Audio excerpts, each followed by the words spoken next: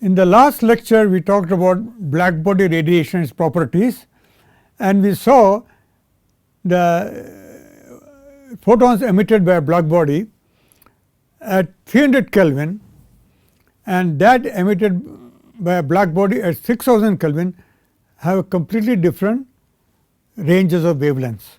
Now, this is a very important conclusion, because radiation of the sun is around 6000 Kelvin and in the earth is around 288 Kelvin. So, the radiation emitted by the sun and that emitted by the earth do not have much overlap in wavelengths. So, when you look at properties of surfaces and of the atmosphere, we have to be very careful, because the properties are very different where the sun's photons are coming into earth and where earth's photons are reaching space. So, this important distinction has to be understood. So, this shown in this slide, showing that radiation emitted by the sun exists in a completely different wavelength range compared to that coming from earth. Okay?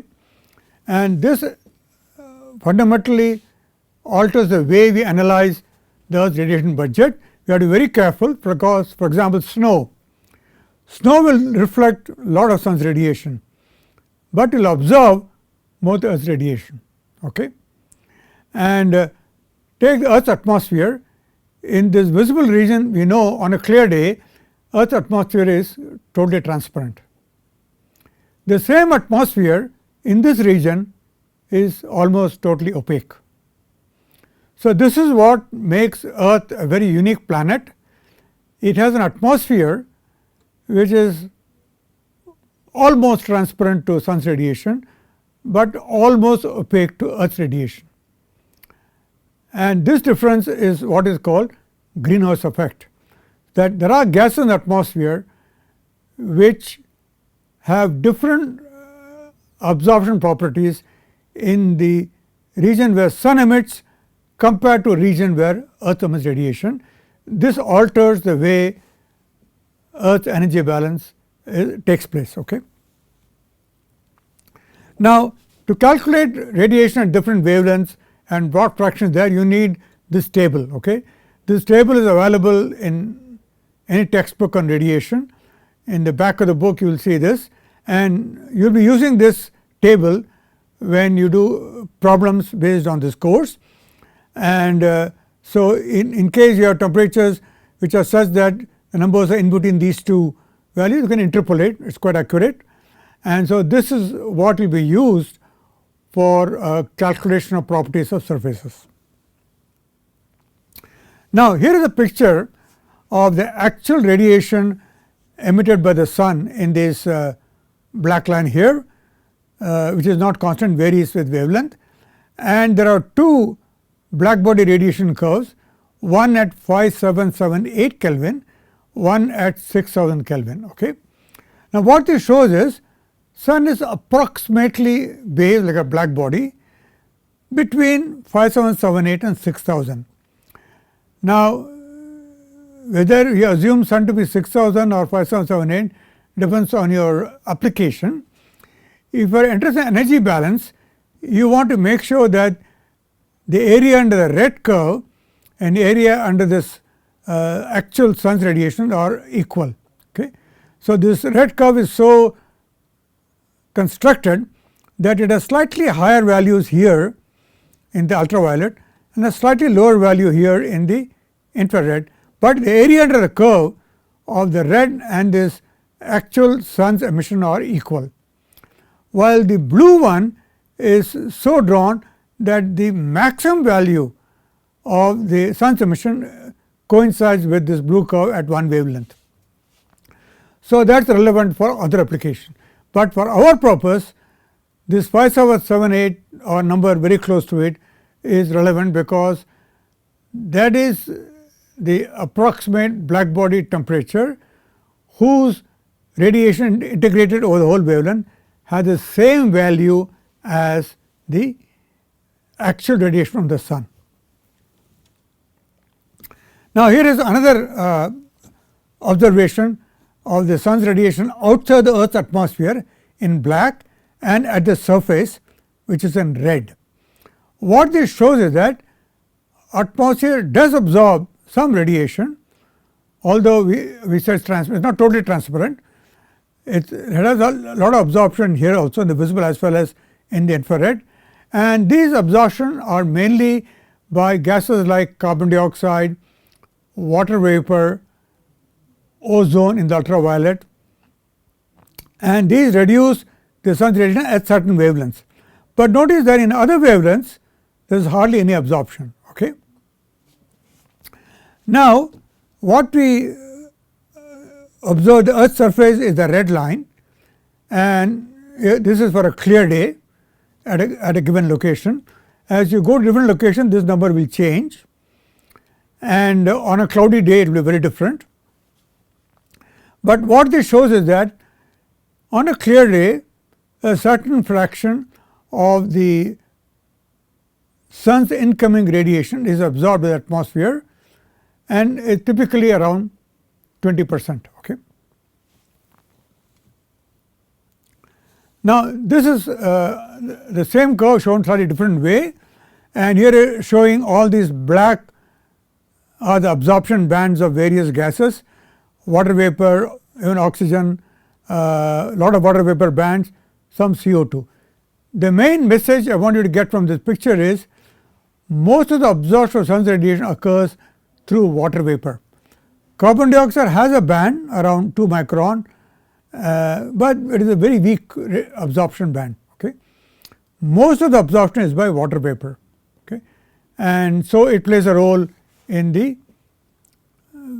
visible as well as in the near infrared.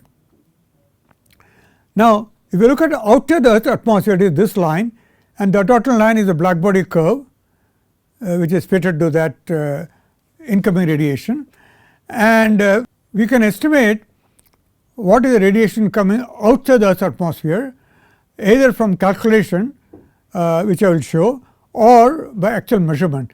Today there are satellites that are there outside the Earth's atmosphere, continuously measuring the radiation emitted by the sun. Okay, and they measure it very accurately, integrate over all the wavelengths, and what they measure it called the solar constant. It's not exactly constant, but it remains reasonably non-varying. Now, that constant value that the satellite measures can also be calculated knowing the sun's temperature and the radius of the sun and the distance between sun and earth. Okay, we will do that next. Okay. By the way, before I go further, I must point out that about 10 years ago I saw a school textbook, many of you may have used the textbook, says that a part of the reflected radiation of the sun is trapped by the atmosphere, it warms the earth. This is wrong. Earth is warm because radiation emitted in the region beyond 4 micron is absorbed by the atmosphere. Okay. The amount of radiation absorbed in the solar region is quite small. That does not warm the earth as much as what happens in the region beyond 4 micron. Okay. Now, the reason why I am saying this, you go to do a Google search, there are many websites in which they say that greenhouse effect occurs because carbon dioxide absorbs the sun's radiation. Carbon dioxide does not absorb sun's radiation. It mainly absorbs the radiation emitted by the earth. The greenhouse effect is the effect which we observe because carbon dioxide and water vapor absorb earth's radiation, that is beyond 4 micron, almost completely. Okay. So, if somebody says greenhouse effect is because CO2 traps the radiation reflected by the earth, sun's radiation, they are wrong. Okay. So, please make sure that you know that some textbooks have made this mistake. They have corrected it now, but there are old textbooks which still have this idea of greenhouse effect. Now, the most important point about the Earth's atmosphere is, all of you know that nitrogen, oxygen and argon occupy 99.9% of the atmosphere. So 99.9% of the atmosphere is composed of N2, O2 and argon, and these three gases do not absorb either the sun's radiation or the earth's radiation. They are totally transparent. Okay? So they hardly play any role in the earth's radiation budget. Okay?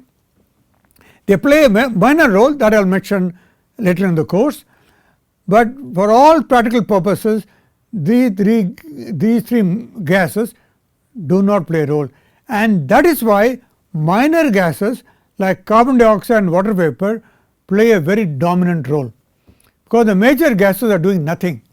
The major gases allow earth radiation to go through, allow sun's radiation to go through, so they do not have big impact on earth's surface temperature. But these minor gases, carbon dioxide, water vapor, ozone and methane, they are mostly transparent to sun's radiation between 0.4 and 4 micron. They are totally opaque to radiation emitted by earth. So they have a huge impact on earth's surface temperature. So this is a thing you must understand. Suppose carbon dioxide, methane, water vapor and ozone were not there in the atmosphere. Okay? They are minor gases. Let us say they do not exist. Then the earth temperature will be 255 degrees Kelvin. I will show that in the next few slides. That means it will be minus 33 degrees centigrade. That means earth will be completely ice covered. But it has not been ice covered in the last couple of 100 million years. So we know that something is happening. Some minor gases like CO2, methane, water vapor and ozone are playing a very important role in increasing the earth's temperature from 255 degree Kelvin to 288 degree Kelvin. 33 degrees centigrade warming is occurring not due to nitrogen, oxygen or argon, but by minor gases. This is the most important feature of the earth's atmosphere, which makes it very unusual. So this must be well understood, because earth's mean temperature is controlled by these minor gases. That is why we have to make sure that we do not allow the amount of CO2 to go on increasing, because if we did, the earth's temperature will go on increasing more and more rapidly.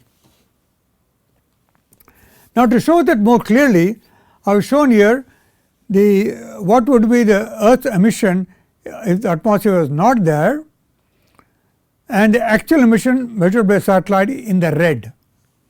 So you can see that only in a few wavelength ranges around 10 microns, where neither CO2 nor water vapor absorb much, that earth radiation escapes to space. Rest of the radiation is trapped by CO2, methane, ozone and water vapor, and does not go to space. So this important feature of the minor gases is what controls earth's temperature. Okay? Now let us make an estimate of how much radiation is coming from the sun. Okay? Let us assume sun is a black body at temperature Ts, S is sun's temperature here, and so it will emit, if it is a black body, it will emit radiation equivalent to this area of the sun 4 pi r squared into sigma T s to the power of 4. Okay? That is the radiation emitted by the sun, and this radiation will move through the atmosphere, okay, move through the space which has no atmosphere and reach a point just outside the Earth's atmosphere without change, except that because the surface area of the sphere through which it is going is increasing as the radiation goes out, the density of radiation will go down as 1 over r squared, that all of you have studied in your high school physics. So the radiation reaching just outside the Earth's atmosphere is radiation leaving the sun divided by the radius of the sphere, whose radius is the distance between sun and earth. LSC is the distance from Sun's center to a point just outside the Earth's atmosphere. Okay? And if you do that, you get what is the amount of radiation occurring per unit area normal to the rays. There is sigma Ts to the power of 4 Rs by LSC the whole squared. Okay? If you assume the sun's temperature to be around 5765 Kelvin and the radius of the sun is to be 0.7 million kilometer and the distance to be around 150 million kilometer, all of you know these numbers, you will get a value very close to the observed value of 1364 watts per meter squared. This quantity is called the solar constant. It is measured accurately by satellite which are circling the earth just outside the atmosphere. So, this is a radiation arriving just outside the Earth's atmosphere and it doesn't vary much. It has a small variation due to the solar cycle which we will talk about. So, but most of the time it is fairly constant. This is called the solar constant, that is the mean amount of radiation arriving per square meter outside the atmosphere average over the whole year. Okay. So, this is the solar constant which comes here. If we neglect the Earth's atmosphere right now temporarily, then the Earth will emit radiation in all 4 pi direction, where r is the radius of the Earth, 4 pi r squared into sigma Tg is the Earth's temperature to the power of 4. Okay. So, the radiation arriving from the sun 1 minus what is reflected, which is called the albedo by astronomers. So, 1 minus rho is what is absorbed. Whatever is not reflected is absorbed, okay, by the Earth atmosphere system. So, this balance between energy absorbed from the sun and energy emitted by the Earth without atmosphere, this balance for value of albedo 0.3 which is measured by satellite will gives you 255 Kelvin.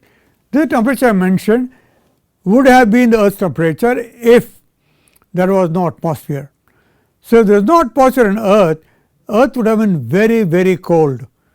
255 Kelvin is much lower than the freezing point of water. So, under those conditions, Earth will be completely ice covered and nothing can live on Earth. Okay. This is what is sometimes called snowball Earth.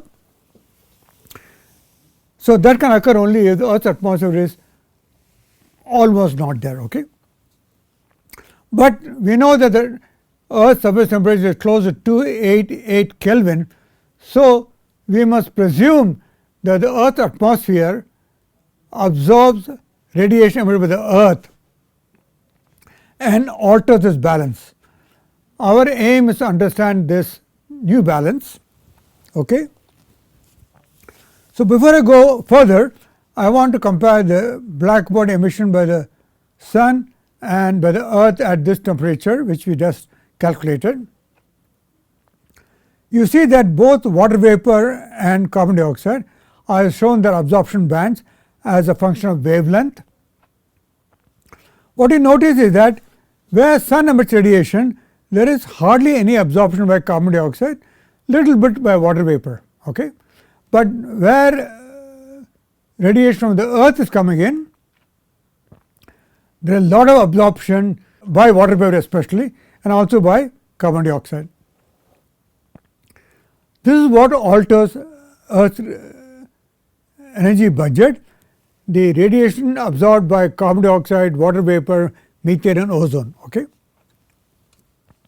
So, to understand this part, we must understand the radiative properties of atmosphere and Earth's surface. Okay.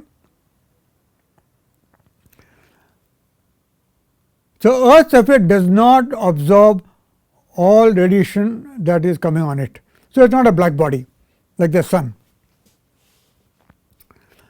The properties of surfaces which are not black bodies are defined by a quantity called emissivity and absorptivity.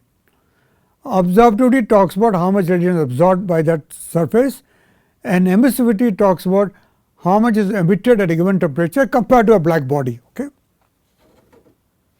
So, the hemispherical spectral emissivity of any surface is defined as a ratio of the actual radiation emitted by surface average over all wavelengths, average at a given wavelength, compared to a black body at the same temperature.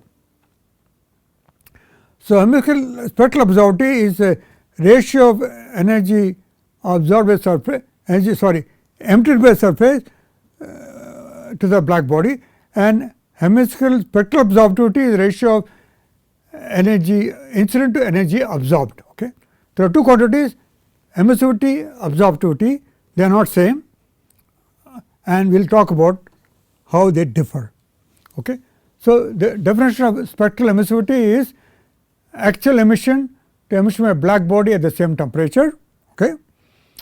Absorptivity is radiation absorbed to the surface at a given wavelength to that incident at that wavelength. This is hemispherical spectral absorptivity. According to Kirchhoff's law, these two will be equal if the surface emission, absorption and reflection are independent of angle. Okay. Such surfaces are called diffuse surfaces.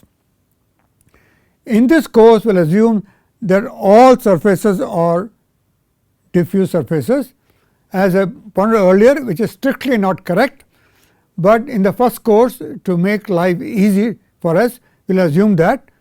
In advanced courses, they will not make the assumption, life will get more complicated. But we assume that the surface absorbs equally in all direction, then we do not have to worry about angle, and so it makes our analysis simpler. Okay. If you do that, then hemispherical spectral absorptivity is equal to hemispherical spectral emissivity. This is a very important law, and we will be using this very often, because we need to measure only one quantity, either absorptivity or emissivity, then we know the other quantity. Okay. Now, you must remember that we are only saying at a given wavelength these are equal. Okay. As you vary wavelength, absorptive and emissive will vary in different ways. Okay. So, so we have to look at how they vary. So, when you integrate over wavelength, you have to know what is the kind of radiation coming in, okay, and at what temperature the surface emits radiation, they are not same. For example, sun's radiation is coming between 0.4 and 4 micron, but earth's radiation is emitted between 4 micron and 100 micron. So, earth's emissivity will not be, earth's emissivity average over all wavelength will not be same as earth's absorptivity over all wavelengths, because the wavelength at which radiation coming in is not same as radiation emitted by the surface. So, this equation is okay at a given wavelength, but when you later on average that wavelength, we need to be very careful. Now, this idea that a surface is a diffuse emitter or a reflector is the assumption that radiation emitted by that surface is equal in all direction. Okay. That is strictly not right.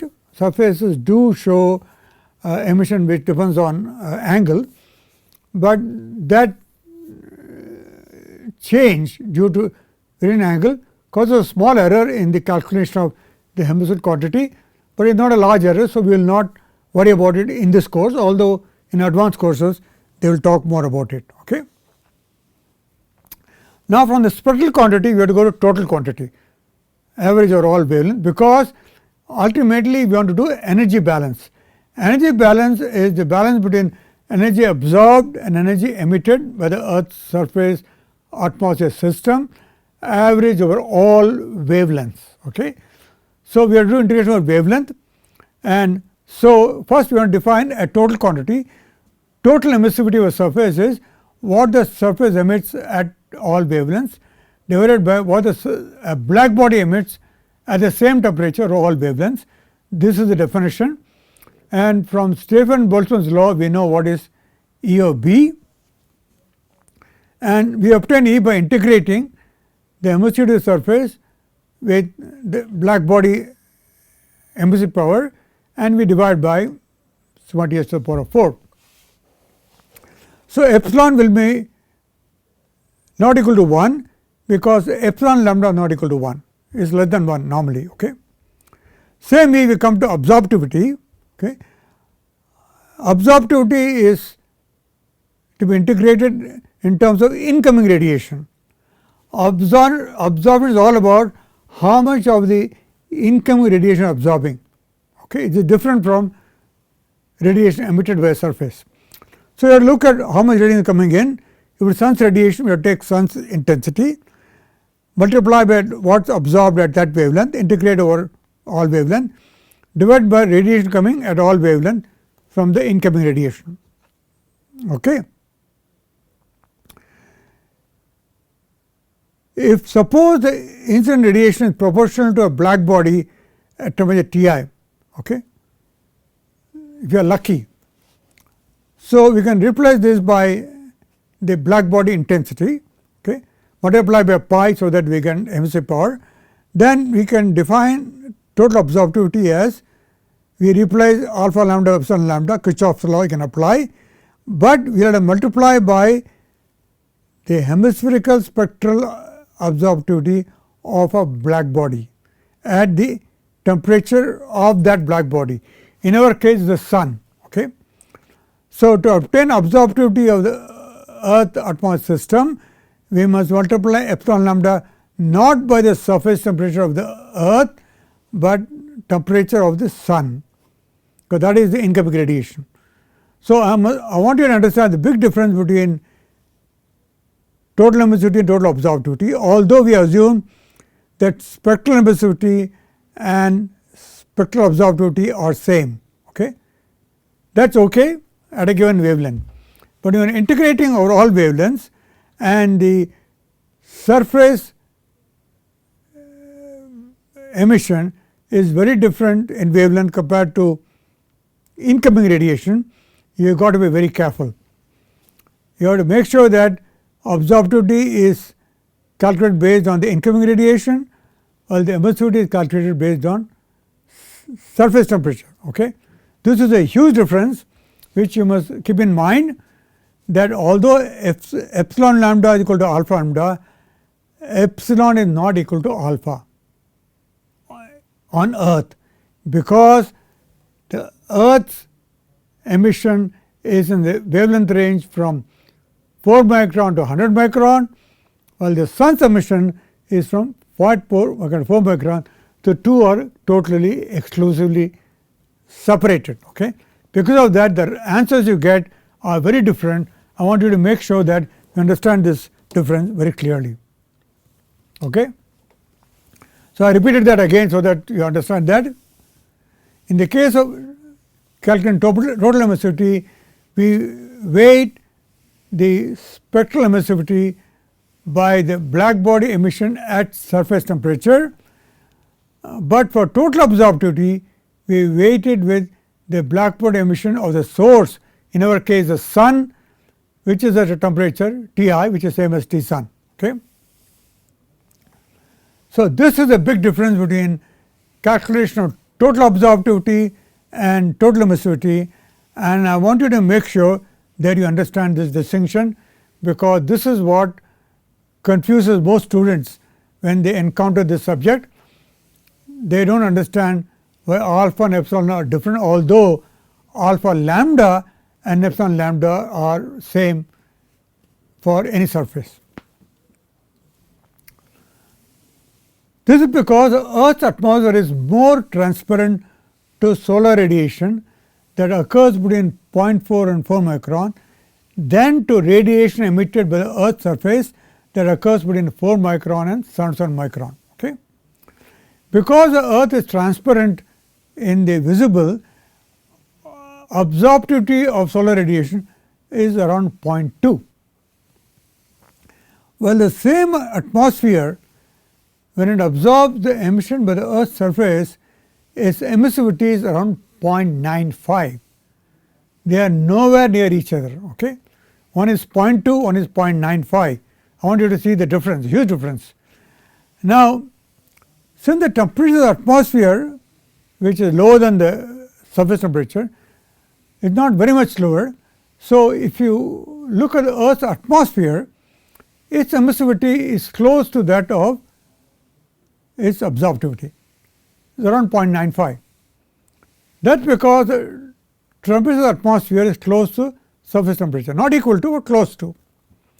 Now, this difference is very different, and you have to understand that we are in a position to set atmospheric absorptivity of Earth's radiation to be same as emissivity of the atmosphere equal to 0.95, but atmospheric absorptivity of solar radiation is much smaller than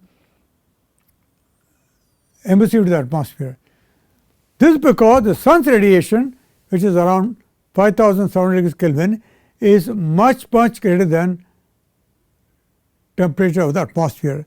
So, this fact I want you to clearly understand, that because the sun's radiation is so much higher than temperature of the atmosphere or Earth's surface temperature, we cannot equate alpha and epsilon. Okay? But we can equate alpha and epsilon for the infrared emission by the atmosphere and infrared absorption by the Earth's atmosphere, because atmospheric temperature is closer to Earth's surface temperature. It is an approximation, it is not exact, but it is quite good. To make the point further clear, because very important part of the course, I define the absorptivity of the Earth's atmosphere to the surface temperature of the Earth, emissivity of the atmosphere to atmospheric temperature. That is how emissivity is defined. The absorptivity of atmosphere to solar radiation, which is weighted by sun spectra. So, although this is equal, we find that these two are equal because these two are close. This is 288, this is 255. Okay? Well, this is 5780. So, again I want to repeat this, so you have to understand correct. We are in a position to assume atmospheric emissivity and absorptivity are close to each other, but atmospheric emissivity and absorptivity is not equal to the absorptivity of the atmosphere to solar radiation. So, this point must be clearly understood, and so I will stop the lecture at this point. We will continue in the next class on this topic, because this topic is very critical to understand Earth's global mean temperature.